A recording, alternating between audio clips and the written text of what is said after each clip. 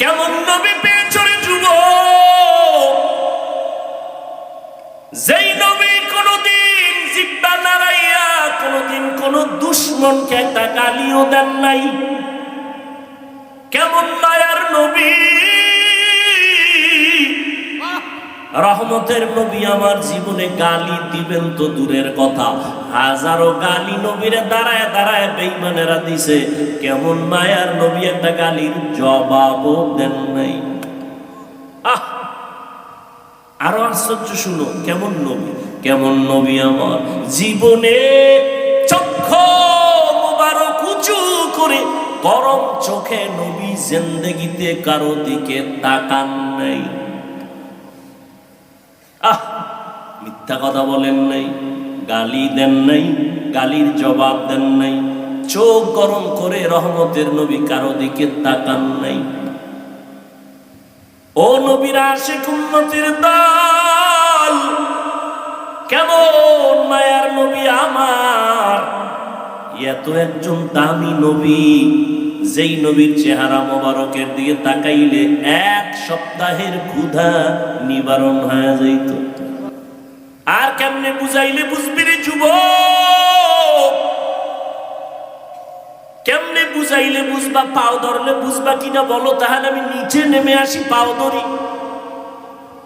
আমি এতক্ষণ যে তোমাদের সামনে চিল্লাইলাম, একবারও বলি নাই কলেজ ছেড়ে দাও, স্কুল ছেড়ে দাও, পাস করলি পড়ো, কওমি মাদ্রাসায় যাও, আমগো মতো হুজুর হও।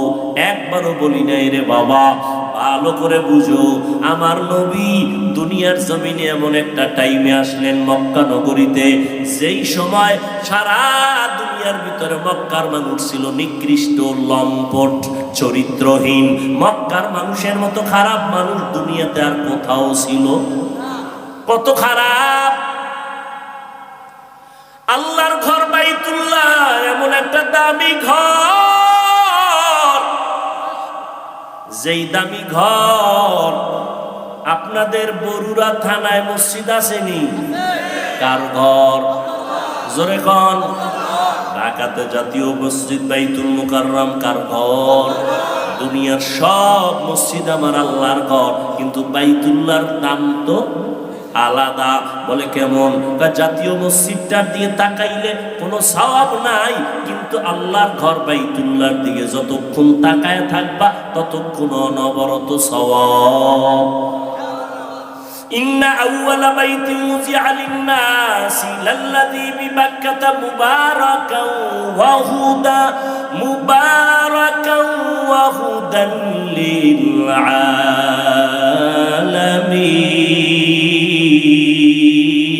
আলামিন। আল্লাহ পাক রহমতের নবীকে পাঠাইয়া ওই মক্কা নগরীতে পাঠাইলেন, যে বাইতুল্লাহ এত দামি একটা ঘর, কিন্তু মক্কার মানুষ এত খারাপ, যেই বাইতুল্লাহ দিয়ে তাকাইলেও সওয়াব। সেই বাইতুল্লাহর চারপাশে মক্কার চরিত্রহীন মানুষগুলো ল্যাংটা হইয়া নারী আর পুরুষ একত্রে মিলিয়া তাওয়াফ করে। নাউজুবিল্লাহ। ও গো নবীর উম্মতেরা,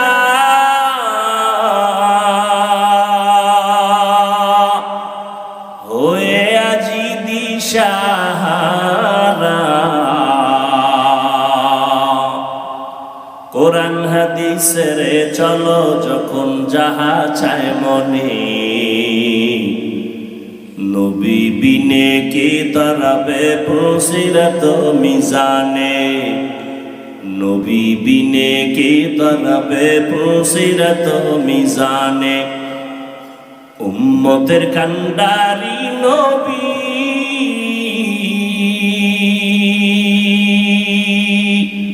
কাঁদছেন উম্মতের লাগি, এখনো কাঁদেন নবীজি শুয়ে মদিনার পানে, নবী বিনে কে দাঁড়াবে পুলসিরাত মিজানে, নবী বিনে কে দাঁড়াবে পুলসিরাত মিজানে। এরে নবীর আশিক। ওই মক্কার মানুষগুলো এত চরিত্রহীন, খারাপ, নারীদের তারা পছন্দ করে না। কন্যা সন্তান হলে লজ্জায় মাথা নোয়া দেয়, গোপন হয়ে যায়। এতটা খারাপ, কন্যা পছন্দ করে না, নারীদের এত বড় জালেম। কন্যা সন্তান হলে আপন বাবা নিজের হাতে কন্যাটারে জ্যান্ত পাথর চাপা দিয়ে মেরে ফেলে। কতটা খারাপ। ওর ভেতরে আমার রহমতের নবী, শ্রেষ্ঠ ডাক্তার খাতামুন নবীন, আল্লাহ তারে মক্কায় পাঠাইলেন। এই মিয়া, আমগো দেশে বেশ্যাপাড়া আছে না, খারাপ খারাপ জায়গা আছে না? কারণ ওই জায়গায় খারাপ বন্ধ করার জন্য যদি মনে করেন একটা উদ্যোগ নেয়, তাহলে ওখানে বড় পেশাবরা কেউ যাবে না। বলবো ওই লাইনের দুই একটা একটু মোটামুটি সাইজ আছে এরকম কিছু পাঠাকে, একদল যুবক যায় মোটামুটি একটা চক্কর দিয়ে, ঠিক না? বাপসাপ বুঝ যায়। সর্বশেষ এক পর্যায়ে পরিবেশ হইলে এরপর বড় হুজুর যাইব। চিন্তা করেন তো। আর মক্কার মানুষ ছিল পৃথিবীর নিকৃষ্ট চরিত্রহীন। এই জায়গায় বাড়াইছে আমার নবী, তুলনাহীন পবিত্র। কেমন পবিত্র? যেই নবীর জীবনে 63 বছর একটা মিথ্যা কথা বলেন নাই। সুবহানাল্লাহ। না চিন্তা করেন তো। ও যুবকেরা, ওই নবীরে চিনলা না? কেমন মায়ার নবী আমার। আম্মা জান আয়েশা রাদিয়াল্লাহু তাআলা আনহা বলেন, নবীজির ঘাম আমি বোতলে ভরে রাখতাম, আর বড় বড় অনুষ্ঠানে নবীর ঘাম আমরা আতর হিসাবে ব্যবহার করতাম। কেমন নবী! আপনাদের ঘাম থেকে আতরের ঘেরা নাইনি? পাশে দাঁড়াইলে নামাজ যায় যায় হালা।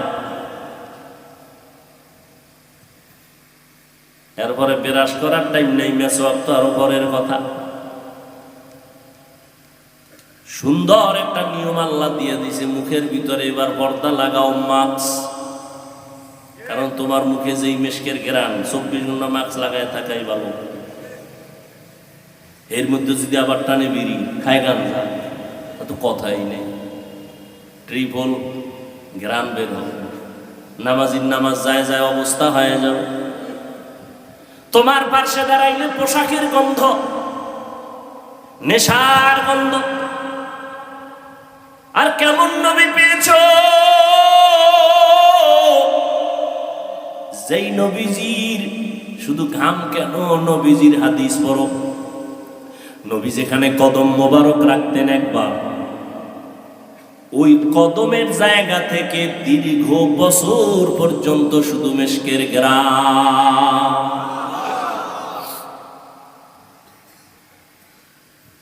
কেমন মায়ার নবীর উম্মত হয়েছ, চিল্লা নারে নবীর আশিক।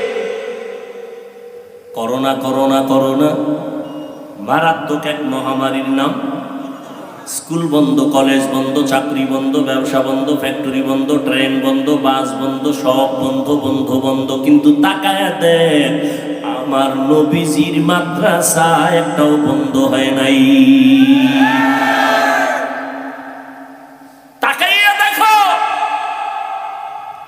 চাকরিজীবী চাকরি ছাইরে রিক্সা চালায়, ব্যবসায়ী ব্যবসা ছাইরে দিছে, কিন্তু একজন নবীর আশিক কোরআনওয়ালা আলেম কোনদিন ভিক্ষা করে নাই।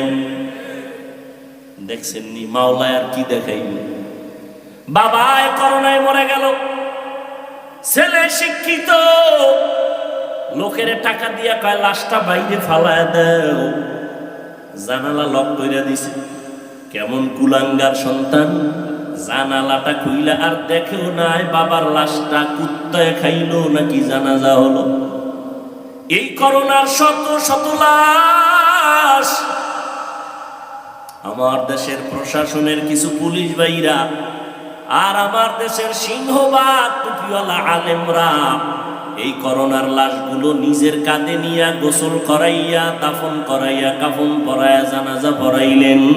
একজন হুজুরেও করোনায় মরে নাই। আর কি দেখতে চাও ও যুবক? দুনিয়াতে তুমি যার পেছনে ঘুরো সবাই স্বার্থপর, কিন্তু উলামায়ে কেরাম কারো স্বার্থের পেছনে নাই।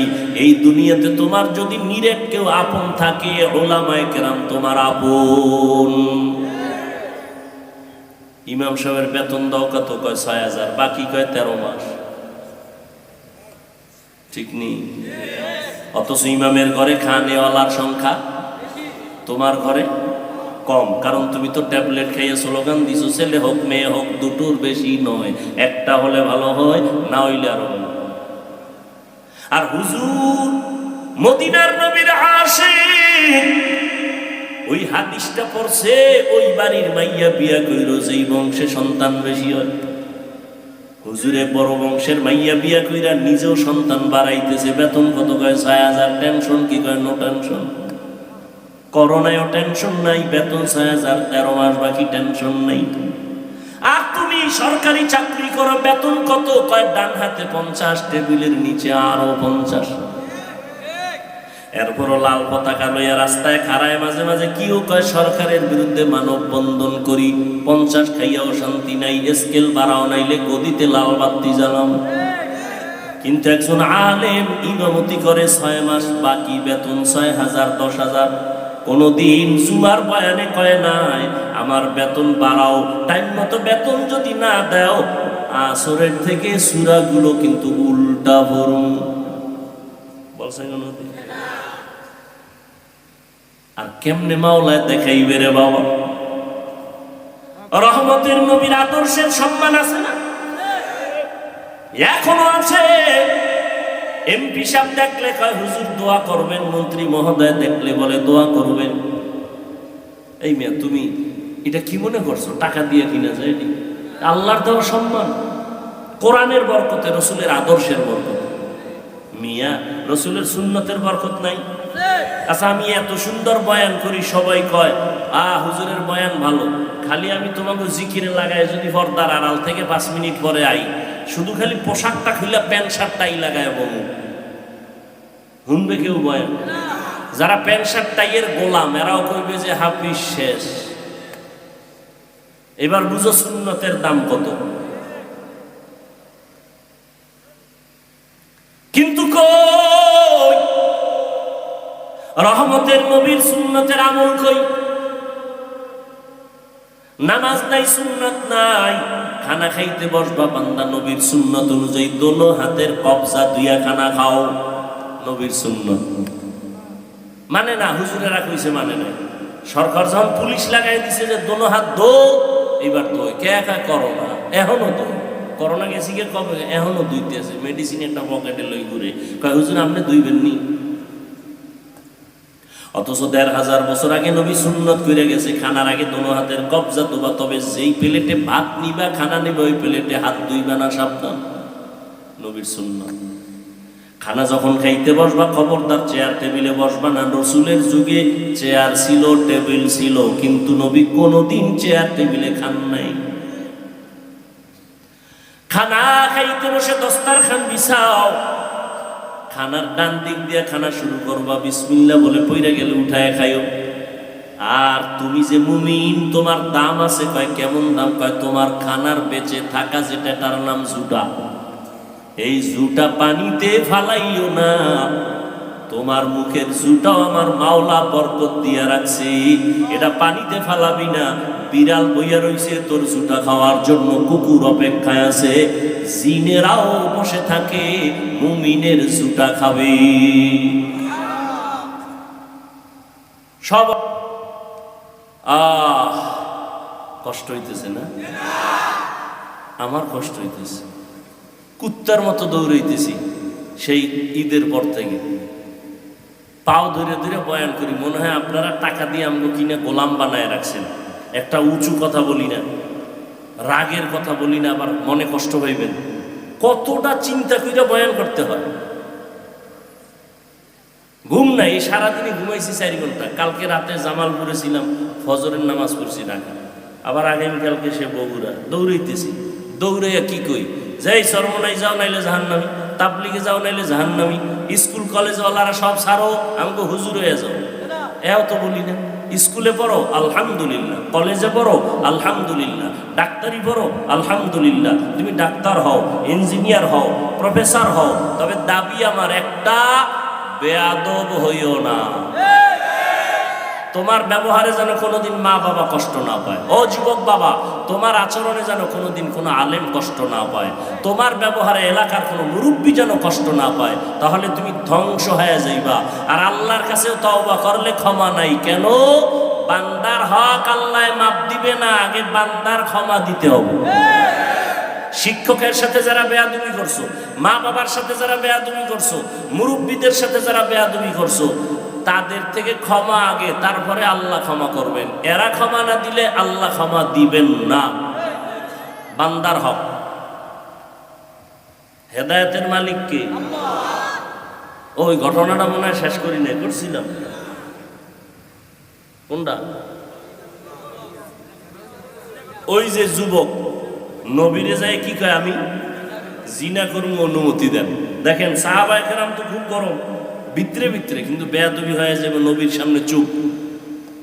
নবী কাছে ডাকছে, ডাইকা বুকে লাগাইছে, বুকে লাগায় ও বাবা। নবীর ভাষা আবার এই না, আবার প্যাঁচ লাগাইবে, নবী কি বাবা কইছিনি? কত ঝামেলা। নবীর ভাষায় নবীর কাছে নিচে ডাইকা নিয়া, আচ্ছা তুমি কার সাথে জিনা করবা? তোমার বোনের সাথে? সি সি সি সি, নবী কি কর? বোনের সাথে কেউ জিনা করে? ও তাহলে তোমার মায়ের সাথে? সি সি সি, নাউযুবিল্লাহ। নবী এটি কি বললেন? মায়ের সাথে কেউ জিনা করে? আচ্ছা তাহলে তোমার আপন চাচি? নবী একটা একটা করে ওর সব ডিনাই করে। নবী এটা কি বললেন? আচ্ছা তোমার ফুফি? না না না না। নবী এইভাবে, অর্থাৎ মোহরেম যে আছে, মাহারাম আছে না, যাগুলোকে দেখা দাও কি যায় একটা একটা, তোমার চাচি, তোমার দাদি, তোমার নানি, কারোর সাথে না, কয় না। এইবার কথা, কার সাথে করবা? তোমার এই যত নাম কইলাম আত্মীয় স্বজন, এরা কেউ না, কয় না। এর বাইরে কেউ হয়? এর বাইরে। আচ্ছা তোমার বোনের সাথে করলে তুমি এটা চাও না, কয় না। আচ্ছা তোমার বোনের সাথে যদি কেউ জিনা করতে অনুমতি চায়, তুমি দিবানি? প্রশ্নই উঠে না। তোমার আম্মার সাথে যদি কেউ অনুমতি চায়, দিবানি? কয় না। এইবার নবী ঔষধটা এইবার দিতেছে। আচ্ছা তুমি যার সাথে জিনা করবা সেও তো কারো বোন। ওহ, সাহাবায়ে কেরাম তো গরম, আমরা কেমন গরম হইতাম? এটার আগে ফিডায় একবার ঔষধ পড়ে। নবীজি এই জন্যই রহমাতুল্লিল। নবী কয় তুমি যার সাথে করবা সে তো কারো না কারো বোন, না হয় মা, না হয় স্ত্রী। এমন এক ঔষধ দিছে, যুবক সবার সামনে চোখের পানি ছেড়ে তওবা করে বলে, নবী আমারে নতুন করে আবার তওবা পড়ায়। এ হলেন আমার নবী। চিনলা না বরুরার মুসলমান, নবী আমার কেমন মায়ার নবী, চিনলা না। এবার আসেন আলোচনায় ঢুকি। নবীজি আয়াতের অর্থ কি? সবাই কিন্তু আয়াতটা পারেন। ওয়ামা আরসালনাকা ইল্লা রাহমাতাল লিল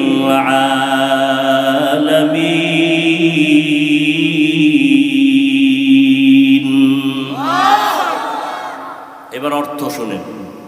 আল্লাহ বলেন ওয়ামা আরসালনাকা, হে নবী আমি আপনাকে প্রেরণ করি নাই, পৃথিবীতে পাঠাই নাই, ইল্লা পাঠিয়েছি, রাহমাতাল লিল আলামিন, জগৎ সমূহের জন্য রহমত হিসাবে। জগৎ সমূহের জন্য রহমত হিসাবে, এগুলো আয়াতের অর্থ। হাদিস পড়ছিলাম, হাদিস পইরা এটার উপর একটু চিকন কথা আছে, এটাও একটু খেয়াল করবেন। কুল্লু উম্মতি ইয়াদখুলুনাল জান্নাতা ইল্লা মান আবা, কিলা মান আবা, ক্বালা মান আতাআনি দাখালাল জান্নাতা ওয়া মান আসানি ফাকাদ আবা। রহমতের নবী বলেন সব উম্মত জান্নাতে যাবে। রহমতের নবীর দয়ার কথা, সব সব দয়া। আল্লাহ কি কয়? সব মানুষ জাহান্নামে যাবে ইল্লা, মানুষের আগে ভয় দেখাইছেন, তারপরে মায়া লাগাইছেন। আর আমার নবী যেহেতু দয়ার নবী, আগে দয়ার কথা বললে এরপরে কিন্তু নামের ব্রেক লাগায় দিয়া কয় সব উম্মত জান্নাতি জান্নাতি, কিন্তু কিন্তু কয় কয় যারা আমি মুহাম্মদের মানে না তারা না। সাহাবায়ে কেরাম প্রশ্ন করলেন, ইয়া রাসূলুল্লাহ, কারা আপনাকে মানে না, একটু জবাব দিবেন। নবী জবাব দিলেন, যারা আমার অনুসরণ করে, আমার আনুগত্য করে, তারা জান্নাতি। এই পয়েন্ট কিন্তু এখানে, যারা আমার অনুসরণ করে, অনুকরণ করে, আনুগত্য করে, তারা জান্নাতি। এর বিপরীত কথা কি দাঁড়ায় তো একটু যারা বুঝেন তারা আমাকে বলবেন, যারা বুঝেন না চুপ থাকবেন। কিছু মানুষ আছে না বুঝলেও শুধু বক বক করবেই, মানে এর কথা কইতেও জিততে চায়, না পারলেও কয়, পারলেও কয়। কিছু সমাজে মানুষ আছে না, লাগে না হে মাঝখান একটা কয়ে এলেছে, খাটে না এরপরও কয়ে এলেছে। নবীজি বললেন সব উম্মত জান্নাতে যাবে, যারা আমি মুহাম্মদকে মানে না তারা জান্নাতে। এখন সাহাবাদের প্রশ্ন কি, ইয়া রাসূলুল্লাহ আপনাকে মানে না তারা কারা? নবী জবাবটা কেমনে দেন? নবী বলেন যারা আমার আনুগত্য করবে, অনুসরণ করবে, তারা জান্নাতি। এবার বিপরীত কথা কি দাঁড়ায় এটা একটু বলেন যারা বুঝেন। বিপরীত কথাটা কি হবে? যারা আনুগত্য করে না তারা জাহান্নামী, এটা দাঁড়ায়, কিন্তু নবী এটা বলেন নাই। খুব খেয়াল করেন, এখানে একটা কঠিন পয়েন্ট। সাহাবাদের প্রশ্ন ছিল নবী আপনাকে মানে না তারা কারা? নবীজি বললেন যারা আমার অনুসরণ করে, আমার আদর্শ মানে, তারা কি জান্নাতি। তাহলে কথা দাঁড়ায় যারা নবীর আদর্শ মানে না তারা জাহান্নামী। নবী কিন্তু এটা বলেন নাই। তো নবী কি বলছেন? নবী বলছেন ওয়ামান আসানি ফাকাদ আওয়া, যারা আমার বিরোধিতা করবে তারা জাহান্নামী। এখনো বুঝেন না? আর একটু খেয়াল করেন সবাই। গজবের একটা মোবাইল ধরে রয়েছেন, এটা হারা দিন রে চালান, এখানে না চালাইলে কি আমার দেখাইতেছেন আপনি মোবাইল ওলা, কলবের মধ্যে ঢুকাইতে পারেন না কথাগুলো। আর বয়ানটা যদি আপনি লাগেই তো মিডিয়াওয়ালারা রেকর্ড করতেছে, ওখান থেকে আপনি সকালে নিতে পারবেন না। গজব থেকে বাঁচানো কেন? না আমগো মরতে হইবে, এছাড়া উপায় নেই। সব একদিকে, আমি একা একদিকে, এই জন্য আর মরা লাগবে আমার। আপনাকে মরে লাভ নাই। আপনারা কবরে গিয়েও ফেরেশতারে কইবেন আগে সেলফি পরে প্রশ্ন। পাগল, ছবির জন্য পাগল। সাহাবায়ে কেরাম বললেন নবী আপনাকে মানে না তারা কারা? নবী বললেন যারা আমার আদর্শ মানে তারা জান্নাতে যাবে, যারা আদর্শ মানে না তারা জাহান্নামে যাবে। নবী বলেন নাই, বলছেন যারা বিরোধিতা করে। তাহলে এখান থেকে একটা পয়েন্ট ভালো করে মনে রাখবেন, আল্লাহ বুঝার তৌফিক দান করেন। যারা নবীর আদর্শ মানে না তারা জাহান্নামে যাবে নবী বলেন নাই, বলছেন বিরোধিতা করে তারা জাহান্নামে। এখান থেকে স্পষ্ট হলো যারা নবীর আদর্শ মতো চলে না তারা দুই দল। কয় দল? যারা নবীর আদর্শ মানে না তারা কয় দল? এক দল দরদি আর এক দল বিরোধী। যুবকেরা একটু রেডি হন, জীবনে তো নষ্ট করলি সময়। অথচ তোর মতো যুবক এদেশের এমপি হবা, মন্ত্রী হবা, ডিসি হবা, এসপি হবা, যে আকাম করে মোবাইলে সময় কাটাইতেছে। ডিসি কপালে কি আছে আল্লাহ। কবি নজরুলের ইতিহাস পড়ো, রবীন্দ্রনাথের ইতিহাস পড়ো, তারা তোমার মতো সময় নষ্ট করলে আর জীবনে ইতিহাস হতো না। আল্লাহ আপনি সবাইকে হেদায়েত দান। যারা নবীর আদর্শ মানে না তারা কয় দল? একদল দরদি আর একদল, একদল আগ্রহী আর একদল বিদ্রোহী। এই দুইটা শব্দের ব্যবধান বুঝেননি? দরদি, আগ্রহী, বিদ্রোহী। আচ্ছা এবার বাস্তবে একটা উদাহরণ দিই, কথার কথা প্যাচ লাগায় না। উদাহরণ দেয় এটা বুঝার জন্য, আসল জিনিসটা বুঝানোর জন্য একটা উদাহরণ টানে। উদাহরণটা বাস্তবের সাথে মিল হতেও পারে, নাও। কথার কথায় ডান দিয়ে এক যুবকের জিগেলাম, এই যুবক, নবীর আদর্শের টুপি পরো না কেন? এবার কি করে জানেন? হুজুর টুপিটা পরার দরকার, চেষ্টা করি পারি না, একটু দোয়া করেন। বিদ্রোহী না আগ্রহী, বিরোধী না দরদি? খুব খেয়াল করেন। এদিকে একটারে জিগাইলাম, কথার কথা কেউ না যে আমার জিগেছিল, জিগাই বললাম তুমি নবীর আদর্শের টুপি পরো না কেন? ও জাগাত ব্রেক দিয়ে গেল, না পড়লে অসুবিধা কি? জাগাত আবার আরো ধাক্কা লাগায় কয় টুপির মধ্যেই কি ইসলাম? দরদি না বিরোধী, আগ্রহী না বিদ্রোহী? বিদ্রোহীর আর এক নাম বেঈমান। বিদ্রোহী মানে কি? একজনে নামাজ পড়ে না, আগ্রহী, তাকে গালি দেওয়া। আর একজন নামাজ পছন্দ করে না, তাকে ছাড় দেওয়া যাবে? সুযোগ পেলেই জুতার বাড়ি। ব্যবধানটা বুঝেননি? একজনে পর্দা করে না, তাকে গালি দেওয়া যাবে না। আগে বুঝতে হবে সে কি আগ্রহী না বিদ্রোহী।